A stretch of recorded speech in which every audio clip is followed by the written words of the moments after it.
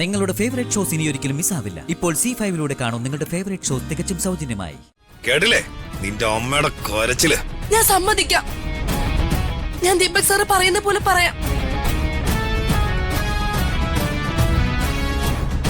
ദയവേത് എന്റെ അമ്മയൊന്നും ചെയ്യല്ലേ. അവൾക്കേ കാര്യം മനസ്സിലായി.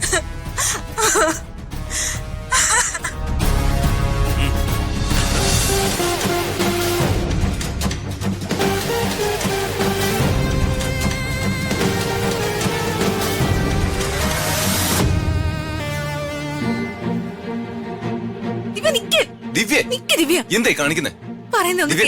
കേക്ക് ദിവ്യ. ദിവ്യ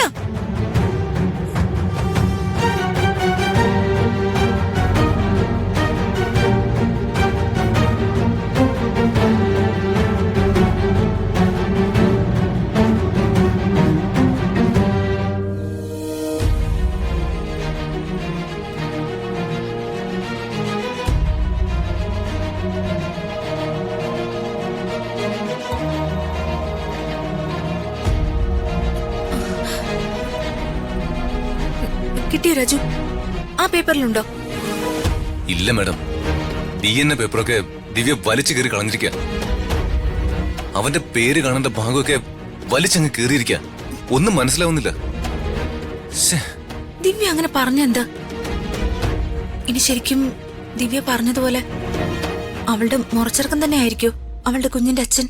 ഏയ്, ഒരിക്കലും അല്ല മാഡം.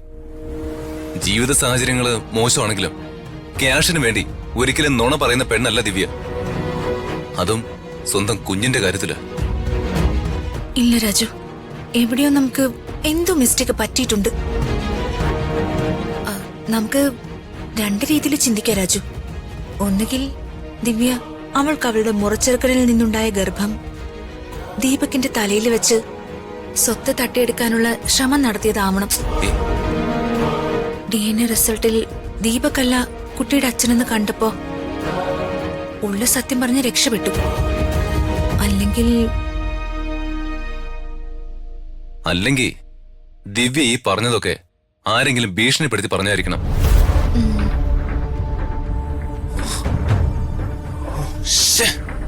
മേഡം വാ. എവിടേക്ക് രാജു?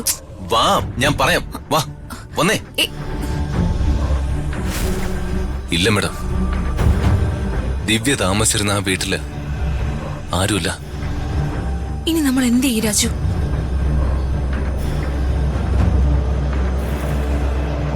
ഇതാ മേഡം, എനിക്ക് അവിടെ നിന്ന് കിട്ടിയ ലെറ്ററാ.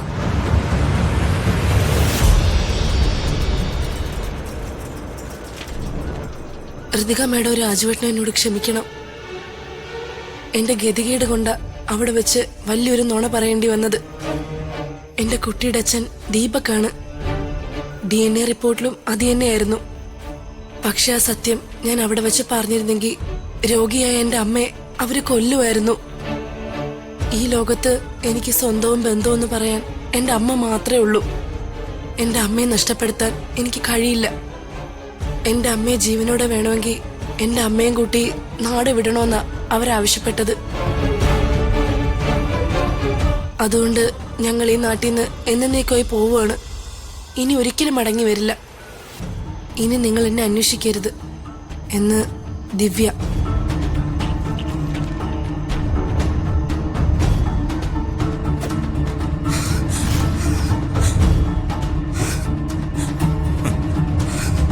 വിളിക്കത്തുള്ള ഫോൺ. കുഞ്ഞിനിപ്പോ എന്താ വേണ്ടത്? ആദ്യം നിങ്ങൾ അവളെ വിളിക്ക്. കാര്യം ഞാൻ അവളോട് പറഞ്ഞോളാം. വിളിക്കാൻ എനിക്ക് പറ്റില്ല. നിങ്ങൾ വിളിക്കും, അല്ലെങ്കിൽ പൊന്നുമോളെ നിങ്ങൾക്ക് ജീവനോടെ കാണാൻ പറ്റില്ല. പിന്നെ സങ്കടപ്പെട്ടിട്ട് കാര്യമില്ല. അതുകൊണ്ട് മര്യാദയ്ക്ക് വിളിക്ക്. മോനെ, അവളെ ഒന്നും ചെയ്യല്ലേ. അവള് കൊണ്ടുവരുന്നതും എനിക്ക് കിട്ടുന്ന പെൻഷനും കൊണ്ടാ ഞങ്ങൾ ജീവിച്ചു പോകുന്നത്. വിളിക്കാൻ. അമ്മേ, മോളെ. മതി മതി, ഇനി ഞാൻ സംസാരിച്ചോളാം. എടി ദിവ്യേ, ഇത് ഞാനാ. ദീപക് സാറേ, എന്റെ അമ്മയൊന്നും ചെയ്യല്ലേ. ഏയ്, ഞാനൊന്നും ചെയ്യില്ല. പക്ഷേ ഞാൻ പറയുന്ന കാര്യം ദിവ്യ കേക്കണം. അല്ലെങ്കിൽ നിന്റെ അമ്മയെ നിനക്ക് ജീവനോടെ കാണാൻ പറ്റില്ല. ഞാൻ എന്ത് ചെയ്യണമെന്നാ ദീപക് സാർ പറയുന്നേ? ആ DNA റിപ്പോർട്ട് വരുമ്പോ നിന്റെ കുഞ്ഞിന്റെ അച്ഛൻ ഞാനല്ലെന്ന് പറയണം. ഇല്ല, ഒരിക്കലും ഇല്ല. ആ ഓഹോ, അത് നിങ്ങളോടൊപ്പം ജീവിക്കണമെന്നുള്ള കൊതി കൊണ്ടല്ല, എന്റെ കുഞ്ഞിന്റെ ഭാവി ഓർത്തിട്ട. എന്റെ കുഞ്ഞിനോട് ആരെങ്കിലും അച്ഛൻ ആരാണെന്ന് ചോദിച്ചാ അവൻ നിങ്ങളെ ചൂണ്ടി കാണിക്കണം. അതിനു വേണ്ടിയാ. എങ്കി പിന്നെ നിന്റെ ആഗ്രഹം പോലെ തന്നെ നടക്കട്ടെ. പക്ഷേ നീ മടങ്ങി വരുമ്പോഴേക്കും നിന്റെ അമ്മ ഇവിടെ ജീവനോടെ ഉണ്ടാവില്ല. നിന്റെ അമ്മയുടെ പിടച്ചിൽ ഞാൻ കേൾപ്പിക്കാം. മോളെ, ഇവൻ എന്നെ കൊന്നോട്ടെ, പക്ഷെ മോള് സത്യമേ പറയാവൂ. ദേ തൊള്ളേ. മോളെ, നീ നിന്റെ കുഞ്ഞിന്റെ ഭാവി നശിപ്പിക്കരുത്. അവളുടെ അഹങ്കാരം കണ്ടില്ലേ? നിങ്ങൾ എന്ത് കരുതി? ആ കുട്ടിയുടെ അച്ഛൻ ഞാനാണെന്ന് എല്ലാവരെയും അറിയിച്ചോ? ഞാനിവിടെ നിന്ന് അമ്മയോട് മോളോടൊപ്പം പൊറുക്കുവന്നോ? നല്ല മോഹം. അതിന് അമ്മയും മോളും ജീവനോടെ ഇരുന്നിട്ട് വേണ്ടേ? ആ മോഹം നടക്കാൻ വേറൊരു വീട്ടു ജോലിക്കാരിയോടൊപ്പം അവളുടെ കുഞ്ഞിനെയും തോളി ചുമന്ന് ജീവിക്കേണ്ട ഗതികേടൊന്നും ഈ ദീപക്കിന് വന്നിട്ടില്ല.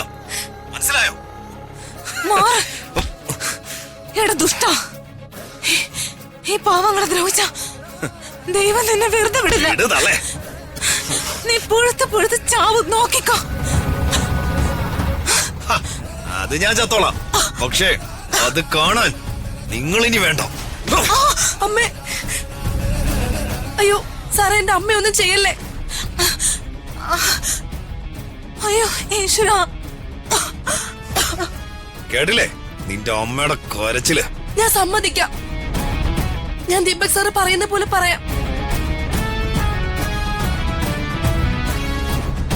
ദയവേത് എന്റെ അമ്മയൊന്നും ചെയ്യല്ലേ.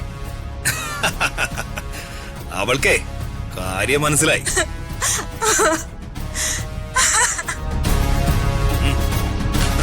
ദേ, ഈ ദീപകിന്റെ സ്വഭാവം മനസ്സിലായല്ലോ. പറയുന്നതനുസരിച്ച് അടങ്ങി ഒതുങ്ങി കഴിഞ്ഞോണം.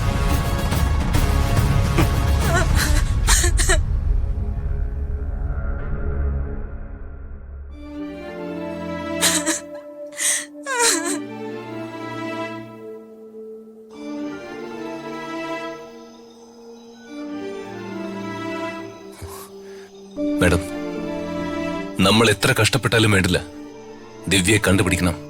അതെ രാജു, ദീപകിന്റെ തനിനിറം നമുക്ക് പുറത്തു കൊണ്ടുവരണം. ഇനി അവൻ ഒരു പെൺകുട്ടികളെയും ചതിക്കാൻ പാടില്ല. അതെ മാഡം, പാവപ്പെട്ടവർക്കും ഈ നാട്ടിൽ അന്തസ്സോടെ ജീവിക്കണം. മാഡം വാ.